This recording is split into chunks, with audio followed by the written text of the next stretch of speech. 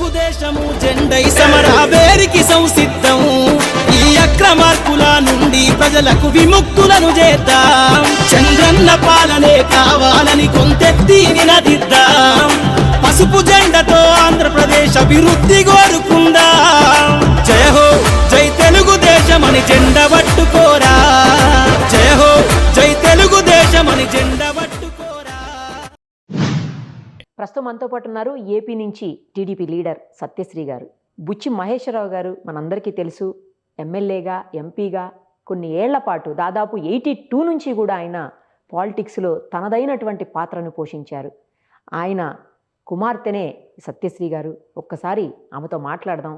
అమలాపురం నుంచి ఆవిడ కంటెస్ట్ చేయాలి అని చెప్పి అక్కడ వాళ్ళ నాన్నగారి అభిమానులు కావచ్చు, లేదా టీడీపీ అభిమానులు కావచ్చు, ఈమె అభిమానులు కావచ్చు, అందరూ కోరుకుంటున్నటువంటి తరుణం ఇది. 82లో డాడీ మమ్మీ ఇద్దరు వైజాగ్లో ఎంఏబిఎల్ చేసేవారండి. అయితే డాడీ అక్కడ ఆంధ్ర యూనివర్సిటీలో ప్రెసిడెంట్గా పనిచేసేవారు. సో అన్నగారిది ఒక ప్రోగ్రామ్కి డాడీ ఆర్గనైజ్ చేశారనమాట అండి. ఓహో. ఆ రోజు మంచిగా అయ్యింది. ఆ రోజు ఈవినింగ్ ఇంటికి రాలేదండి డాడీ. ఆ రోజులో టెలిఫోన్స్ లేవు మనకి, ఏవిని ఓన్లీ మనకి ఇవి కమ్యూనికేషన్ లేదేమో అసలు ఏ రకంగా కూడా. మేమందరం ఇంకా భయపడేవారు అనమాట మమ్మీ అదిని. తర్వాత నెక్స్ట్ డే మాకు టెలిగ్రామ్ వచ్చిందండి. టెలిగ్రామ్ ఏమిటంటే భయపడద్దు, అన్నగారు నన్ను కూడా తీసుకెళ్లారు అనేసి. రామారావు గారు. అవునండి. సో అందులో డాడీ యాక్టివిటీస్ చూడి ఈ అబ్బాయి ఎవరు చాలా యాక్టివ్గా ఉన్నారు అనేసి డాడీతో మాట్లాడి వెంటనే తీసుకెళ్ళిపోయారండి. తీసుకువెళ్ళిపోయి డాడీకి నువ్వు టీడీపీ సభ్యత్వం తీసుకో అనేసి ఆయన డబ్బులు ఇచ్చారండి. ఆయనకి ఇచ్చి అప్పటి నుంచి ఇంకా అట్లాగా జర్నీ స్టార్ట్ అయ్యిందండి. సో 83 నుంచి పాలిటిక్స్లో డాడీ ఎంటర్ అయ్యారు. జెండా పట్టుకుని, జెండా రంగు కూడా మేము చిన్నపిల్లలం అండి అప్పుడు. ఆ రోజుల్లో ప్రింటింగ్ అలాంటి అంత అవగాహన లేదండి. సో క్లాత్ తీసుకొచ్చేవారు, పసుపులో ముంచి మేము ఎండేసాం. పిల్లలు కదండి, చాలా మాకు ఆనందంగా ఉండేది, ఒక పరిచయం ఎక్సైట్మెంట్ అనమాట అండి. సో ముంచి ఎండేసి తర్వాత వాళ్ళు అందులో రాస్తే దాని మీద మేము కలర్ నింపటం. ఏమని రాసేవాళ్ళు? తెలుగుదేశం జెండా మీద అనమాట అండి. అట్లాగా జెండా తయారు చేసిన దగ్గర నుంచి ఇప్పటి వరకు ఇట్లా మీ ముందర కూర్చొని మాట్లాడే వరకు స్టేజ్కి వచ్చామన్నమాట. అసలు మీరు చెప్తుంటే చాలా, అంటే అప్పటి రోజుల్లో ఇవి కదా అన్ని బాగా అనిపిస్తుంది వింటుంటే కూడా. చాలా అండి. ఆ journey is like beautiful journey అండి. అదంతా అది ప్రాక్టికల్ గా చెప్పుకునే అవకాశం ఇచ్చారు నాకు. రామారావు గారిని కూడా కలిసారా? చాలా అండి. రామారావు గారితో మాకు చాలా క్లోజ్ రిలేషన్ అండి. చాలా అనమాట అండి. అంటే వీఆర్ లైక్ ఒక ఫ్యామిలీ అనమాట అండి. మా ఫ్యామిలీకి స్పెషల్ గా ఒక టైం వెళ్ళామంటే మాతో పాటు ఒక ½ అన్ అవర్ స్పెండ్ చేసేవారండి. తర్వాత నేను హార్వర్డ్లోనండి నేను కొన్ని కోర్సెస్ ఆడిట్ చేశాను అనమాట అండి. స్టీవ్ జార్డెన్ అని, he was campaign manager and speech writer for Obama అనమాట అండి. ఆయన దగ్గర మా హస్బెండ్ హార్వర్డ్ వెళ్ళారండి మ్యాషన్ ఫెలోషిప్కి. ఆ టైంలో నేను ఈ కోర్సెస్ చేశాను, making a politician and running election campaign అనేసి. సో దాని తర్వాత ఆయన కూడా చాలా ఎంకరేజ్ చేశారు. You're in a political family, your father got this opportunity, why can't you go and explore yourself. Super అసలు అని వెళ్ళిన తర్వాత so I came across so many people and I went to చాలా అంటే చాలా చిన్న villages కూడా వెళ్ళానండి ఆ క్యాంపెయిన్ మేనేజ్మెంట్లో. సో నేను అందులో 3-4 కమ్యూనిటీస్కి కనెక్ట్ అయ్యాను అనమాట అండి. One is weavers, fisherman communities, ఎస్సీస్. అవంతా చూసిన తర్వాత వాళ్ళ ఓన్ ఊర్లోనే వీవర్స్ రెంట్ తీసుకుని ఉంటున్నారు, వాళ్ళు పని చేస్తున్నారు. ఫిషర్మ్యాన్ కమ్యూనిటీ ఏంటంటే వాళ్ళు ఒక ప్లేస్ నుంచి ఒక ప్లేస్కి షిఫ్ట్ అవుతూ ఉంటారు, మీకు తెలిసిందే, అది మైగ్రేట్ అవుతూ ఉంటారు. వాళ్ళకి రేషన్ తీసుకోవాలన్నా, పిల్లలు చదువుకోవాలన్నా వాళ్ళకి చాలా డిఫికల్ట్ అండి ఒక ప్లేస్ నుంచి, ఎందుకంటే ఆధార్, రేషన్ కార్డు ఆ ప్లేస్లోనే ఉండాలి. సో ఆ ఇష్యూస్ అన్నీ చూసి చాలా బాధ అనిపించింది అనమాట. వీళ్ళకి ఏదైనా చెయ్యాలనేసి అనుకున్నా. తర్వాత నేను ఒక చిన్న స్టార్టప్ స్టార్ట్ చేశాను అనమాట అండి, వాళ్ళకి మార్కెట్ క్రియేట్ చేయడానికి. ఎంటర్ప్రెన్యూర్స్ కానీ, వీవర్స్ కానీ, ఆర్టిజన్స్కి మార్కెట్ అన్నది చాలా ఇంపార్టెంట్ అండి. వాళ్ళకి చదువు లేదు, they don't know how to do the business, they can do the work. So అట్లా ఒక చిన్న స్టార్టప్ చేశాను. So we run exhibitions to support them. అదొక ఇదనమాట అండి. అట్లాగా నాకు స్లోగా డీప్ ప్రాబ్లమ్స్ అన్నది ఏంటో తెలిసింది నాకు. ఎడ్యుకేషన్ పరంగా కానీ, ఒక ఉమెన్ ఎంపవర్మెంట్ గురించి కానీ, శానిటేషన్ గురించి, హైజీన్ గురించి. నాన్నగారిని చూస్తున్నారు కదా అమలాపురం సైడ్ అంతా కూడా, అక్కడ ప్రజలు, ఆయన అభిమానులు, మీ ఫ్యామిలీకి సంబంధించిన అభిమానులందరూ కూడా మళ్ళీ మీరు రావాలని కోరుకుంటున్నటువంటి సిచ్యుయేషన్ అక్కడ ఉందని విన్నాను నేను. అవి చాలానండి. మళ్ళీ చెప్తున్నారు ఏమంటున్నారంటే, బుచ్చి మహేశ్వరరావు గారు ఆయన పొలిటీషియన్ కాదండి, ఆయన ప్రజల మనిషి. మేము మా కెరీర్ డాడీతో స్టార్ట్ చేసాము, ఇది మా లాస్ట్ ఇన్నింగ్స్, సో నీతో చెయ్యాలమ్మా. మళ్ళీ పాత రోజులు పాలిటిక్స్ మీ ద్వారా వస్తారు, మీరు మా ఇంటి అమ్మాయి, మీరు తప్పనిసరిగా తెచ్చుకోండి, మిమ్మల్ని గెలిపించే బాధ్యత నాది అనేసి చెప్తున్నారు అనమాట. I work very closely with different parties. I know the leaders, women empowerment, NGOs, different sectors are being central level అయితే perfect ఉంటుంది, where I can give my more whatever strength is there for. అంటే main మన స్టేట్కి ఒక special category తీసుకురావాలండి. That is actually lagging. ఇప్పుడు దాకా రాలేదు, ఇన్ని సంవత్సరాలు అయినా సరే మనకు ఆ స్పెషల్ కేటగిరీ లేదు. అది లేని గురించి మనం చాలా వెనుకబడి ఉన్నాము. అందులో ఇప్పుడు ప్రెసెంట్ గవర్నమెంట్ చూస్తున్నాం, మనం ఉన్నదాన్ని కూడా మనం మళ్ళీ వెనక్కి తీసుకెళ్ళిపోయాము. ఏదైతే డెవలప్మెంట్ చంద్రబాబు నాయుడు గారు చేశారో అది మళ్ళీ డిక్లైన్ అయిపోయిందండి. అది తీసుకురావాలంటే స్పెషల్ కేటగిరీ రావాలండి. దానికి తీసుకురావడానికి నా శాయశక్తిలో కృషి చేస్తానండి. ఎందుకంటే నాకు సెంట్రల్లో అలాంటి కనెక్షన్స్ ఉన్నాయి కాబట్టి that is one big asset అవుతుందండి. So that is what my main thing అండి. యూత్ మనం చూస్తుంటే ఈ రోజుల్లో they going in different ways అండి. మనం యూత్కి ఒక విజన్ క్రియేట్ చేయాలండి.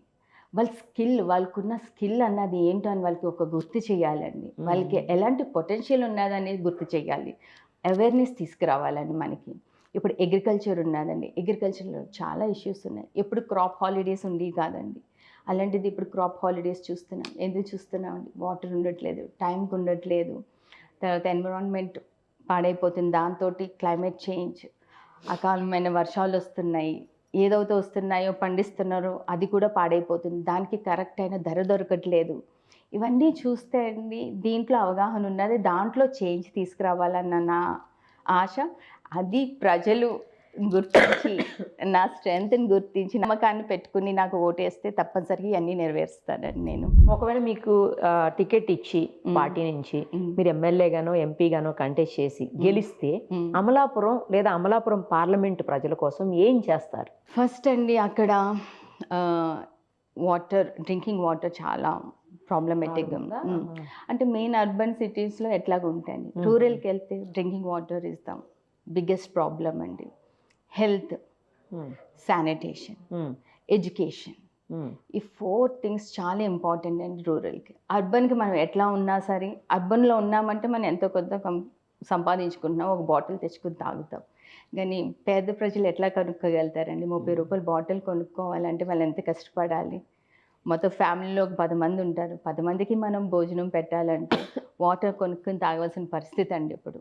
సో ఇవి చేంజెస్ తీసుకురావాలి. ఇవి నా ప్రామిసెస్ అండి. ఇందులో నేను వర్క్ చేసి ప్రతి ఊరికి ఇవి అందించాలని నా ఆశ అండి.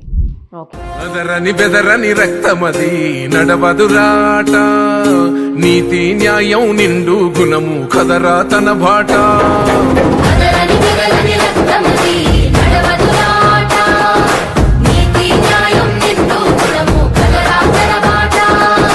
నిప్పు చెదలే పట్టదురా, నీతిని మరిసిదిరా, ఉప్పెన తీరుగా వస్తదిరా. ఇంతటి చరిత్ర ఉంది కోనసీమ కొబ్బరికి.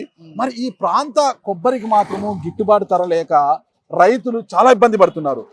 మరి ఈ రైతులకు గిట్టుబాటు ధర తీసుకువచ్చి ఆ రైతుల మోములో చిరునవ్వు చిందించడానికి మీరు ప్రజాప్రతినిధి ఎంపీ ఆర్ ఎమ్మెల్యే అయితే ఏ విధంగా కృషి చేస్తారు? అసలు ఇది మార్కెట్ క్రియేట్ చేయాలండి మనం ప్రతి దానికి. మార్కెట్ ఒకటి అండి, వాల్యూ ఎడిషన్ ఒకటి తీసుకురావాలి.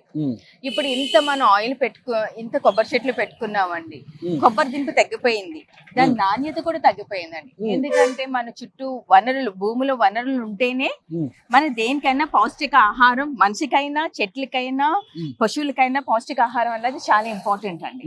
దానికి మనము ఎకలాజికల్ గా ఎట్లా బ్యాలెన్స్ చేసి మనం ఆలోచించి మనం చేయగలుగుతాం అన్నది, అది మనం కాన్సన్ట్రేట్ చేయాలండి.